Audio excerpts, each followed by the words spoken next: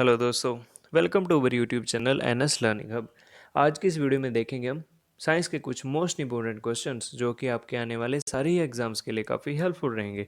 तो दोस्तों वीडियो को पूरा देखिएगा, सारे ही क्वेश्चंस इंपॉर्टेंट सेट किए गए हैं। तो चलिए शुरू करते हैं। हमारा आज का पहला क्वेश्चन, निम्नलिखित में कौन एक कंडक्टर है? तो इसका सही आंसर हो जाएगा ऑप्शन नंबर सी, तांबा। तांबा एक कंडक्टर है, कंडक्टर यानी कि चालक। ठीक है दोस्तों, तांबा एक अच्छा कंडक्टर माना जाता है क्योंकि ये इलेक्ट्रॉनों के इलेक्ट्रॉन प्रवाह को काफ़ी आसानी से संचालित करता है। सोना चांदी भी कंडक्टर के एक अच्छे वाहक हैं, लेकिन तांबा अभी भी तारों के लिए उपयोग की जाने वाली सबसे लोकप्रिय सामग्री है क्योंकि यह विद्युत प्रवाह का बहुत अच्छा कंडक्टर है। और वैसे भी सोना और चांदी की तुलना में तांबा काफ़ी सस्ता है। ठीक है दोस्तों, चलते हैं नेक्स्ट क्वेश्चन की ओर। अगला क्वेश्चन है, इंसुलेटर का उपयोग निम्न में से किसके लिए किया जाता है? तो इसका सही आंसर हो जाएगा ऑप्शन नंबर बी, कंडक्टरों के माध्यम से बहने वाली बिजली के खतरनाक प्रभावों से बचने के लिए। तो दोस्तों यहाँ पर इंसुलेटर की बात हुई है और पिछले क्वेश्चन में कंडक्टर पूछा गया था। कंडक्टर और इंसुलेटर एक दूसरे के उल्ट हैं। तो चलिए जान लेते हैं कि दोनों है क्या। सरल शब्दों में समझते हैं। एक कंडक्टर एक ऐसी सामग्री है जो बिजली, गर्मी या ध्वनि के माध्यम से प्रवाह कर सकती है। ये विद्युत कंडक्टर बिजली का संचालक करता है। चांदी, सोना, तांबा, कॉपर, एल्यूमीनियम ये सभी कंडक्टर हैं जो कि बिजली का संचालन करते हैं। और अब जान लेते हैं इंसुलेटर के बारे में। इंसुलेटर एक ऐसी सामग्री है जो इलेक्ट्रॉनों के प्रभाव पर ठीक विपरीत प्रभाव डालती है। वह इलेक्ट्रॉनों को एक परमाणु से दूसरे में बहुत आसानी से संचालित नहीं होने देती। ठीक है दोस्तों, तो ऐसे इंसुलेटर कंडक्टर का उल्ट हो जाता है क्योंकि यह बिजली के प्रभाव को कम करता है। यही इस क्वेश्चन में पूछा गया था। ठीक है जी, कि इंसुलेटर का उपयोग निम्न में से किसके लिए किया जाता है? तो वह आपको समझ अब आ ही गया होगा कि इसका उपयोग कंडक्टरों के माध्यम से बहने वाली बिजली के खतरनाक प्रभावों से बचने के लिए किया जाता है क्योंकि इंसुलेटर एक परमाणु से दूसरे में बहुत आसानी से बिजली को प्रवाहित नहीं होने देता और ऐसे ही ये बिजली के खतरनाक प्रभावों से बचाता है। ठीक है दोस्तों, याद रखिएगा। तो चलिए चलते हैं अगले क्वेश्चन पर। अगला इंपॉर्टेंट क्वेश्चन है, विद्युत तार को रबर या प्लास्टिक कोटिंग में कवर किया जाता है, इसे क्या कहते हैं? तो इसका सही आंसर हो जाएगा ऑप्शन नंबर सी, इंसुलेशन। विद्युत तार को रबर या प्लास्टिक की कोटिंग में कवर किया जाता है तो इसे इंसुलेशन कहते हैं। हमने दोस्तों ऊपर ही पढ़ा था कि इंसुलेटर कंडक्टर से बहने वाली बिजली के खतरनाक प्रभावों से बचाता है, तो इसी के लिए विद्युत तार को रबर या प्लास्टिक कोटिंग से कवर किया जाता है। ठीक है दोस्तों, तो इसे इंसुलेशन कहा जाता है। विद्युत तार के धातु वाले हिस्सों को ढकने के लिए जो इंसुलेशन की जाती है, इसका मुख्य उद्देश्य यही है कि बिजली का प्रभाव जो बह रहा होता है उसका किसी अन्य कंडक्टर के साथ कोई संपर्क ना बन सके। ठीक है दोस्तों, याद रखिएगा।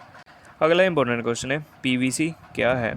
तो इसका सही आंसर हो जाएगा option number B, polyvinyl chloride. Polyvinyl chloride vinyl chloride से बना एक ठोस प्लास्टिक पदार्थ है।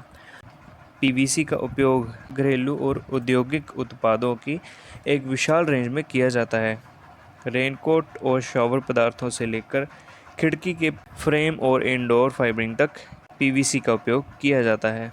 अगला क्वेश्चन है, सीएनजी क्या है? तो इसका आंसर तो आप सभी को पता ही होगा। तो सीएनजी है संपीड़ित प्राकृतिक गैस। ठीक है दोस्तों, ऑप्शन नंबर डी सही हो जाएगा, जिसका मतलब है कंप्रेस्ड नेचुरल गैस। ये एक प्रकार का एनजीवी है। ठीक है दोस्तों, ये एक प्रकार का एनजीवी है। एनजीवी यानी कि नेचुरल गैस व्हीकल। इसमें 300 से 500 किलोमीटर के बीच की सीमा होती है, इसलिए इसका उपयोग मुख्य रूप से शहरी वातावरण में किया जाता है। सीएनजी का उपयोग मुख्य रूप से बस, टैक्सी आदि में किया जाता है। अब तो निजी काम के लिए भी अपनी कारों में सीएनजी का उपयोग लोग करने लगे हैं। अगला क्वेश्चन है दोस्तों, वायु में ध्वनि तरंगे क्या होती हैं?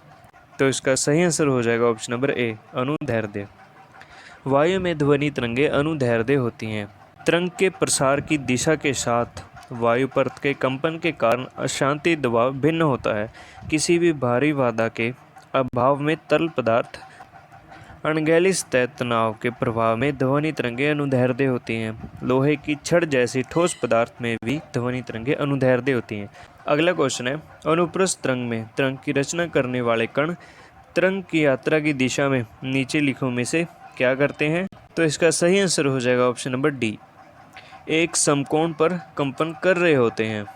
ठीक है दोस्तों, अनुप्रस्थ तरंग में तरंग की रचना करने वाले कण तरंग की यात्रा की दिशा में एक समकोण पर कंपन कर रहे होते हैं। ऑप्शन डी तो है दोस्तों अनुप्रस्थ तरंग का, और ये दोस्तों जो ऑप्शन ए दिया हुआ है एक ही दिशा में कंपन कर रहे होते हैं, तो ये किस में होता है? ये होता है अनुदैर्ध्य तरंग में। अनुदैर्ध्य तरंग में कण एक ही दिशा में कंपन कर रहे होते हैं जिसमें कि तरंग का प्रसार होता है। ठीक है दोस्तों, याद रखिएगा। चलते हैं अगले क्वेश्चन की ओर। अगला क्वेश्चन है सिस्मोग्राफ क्या है?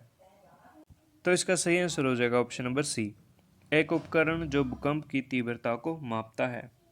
ठीक है दोस्तों, सिस्मोग्राफ भूकंप के दौरान जमीन की गति को रिकॉर्ड करने के लिए इस्तेमाल किया जाने वाला एक उपकरण है। सिस्मोग्राफ को सुरक्षित रूप से पृथ्वी की सतह पर लगाया जाता है ताकि जब भूकंप आए तो भूकंप की गति रिकॉर्ड की जा सके। ठीक है दोस्तों, और एग्जाम में ये भी पूछा जा सकता है कि सिस्मोग्राफ का जन्म किसने किया? तो इसका जन्म किया था जॉन हेंग ने। ठीक है दोस्तों, याद रखिएगा। सिस्मोग्राफ की खोज 132 एडी में जॉन हेंग द्वारा की गई थी। यहाँ पे दोस्तों ये बात ध्यान रखिएगा कि तब यह भूकंप को रिकॉर्ड नहीं करता था, यह केवल संकेत देता था कि भूकंप आ रहा है। पहला सिस्मोग्राफ 1890 में, कब? 1890 में विकसित किया गया था। ठीक है दोस्तों, नोट कीजिएगा। अगला क्वेश्चन है भूकंपीय तरंगों की खोज कब हुई? तो इसका सही आंसर हो जाएगा 1850 में। ऑप्शन नंबर बी सही हो जाएगा। 1850 में रॉबर्ट मेल्ट ने महसूस किया था कि भूकंप का सबसे अधिक नुकसान अचानक जमीनी आंदोलन के कारण चल रही लहरों के कारण होता है, जिसका नाम भूचाल की लहरें हैं। ठीक है दोस्तों, तो हमारा अगला क्वेश्चन है शक्ति का एक गैर पारंपरिक स्रोत है। तो इसका सही आंसर हो जाएगा ऑप्शन नंबर डी, इनमें से कोई नहीं। प्राकृतिक संसाधन जैसे पवन, ज्वार, सौर, बायोमास आदि ऊर्जा उत्पादन करते हैं, जिन्हें कि गैर पारंपरिक संसाधन के रूप में जाना जाता है। और उपरोक्त ये जो दिए हुए हैं कोयला, पेट्रोलियम, परमाणु ऊर्जा, ये सभी पारंपरिक साधन हैं। ऊर्जा के गैर पारंपरिक साधन सभी प्रदूषण मुक्त होते हैं। लास्ट इंपॉर्टेंट क्वेश्चन है हाइड्रो पावर का पारंपरिक स्रोत क्या है? तो इसका सही आंसर हो जाएगा ऑप्शन नंबर ए, डैम का पानी। ठीक है दोस्तों, डैम का पानी जो है वह हाइड्रो पावर का पारंपरिक स्रोत है। तो ये थे जनरल साइंस के कुछ इंपॉर्टेंट क्वेश्चंस। ऐसी वीडियोस आगे देखने के लिए चैनल को सब्सक्राइब करें ताकि आपको हमारी सारी ही लेटेस्ट वीडियो की नोटिफिकेशन मिलती रहे। ठीक है दोस्तों, तो मिलते हैं नेक्स्ट वीडियो में।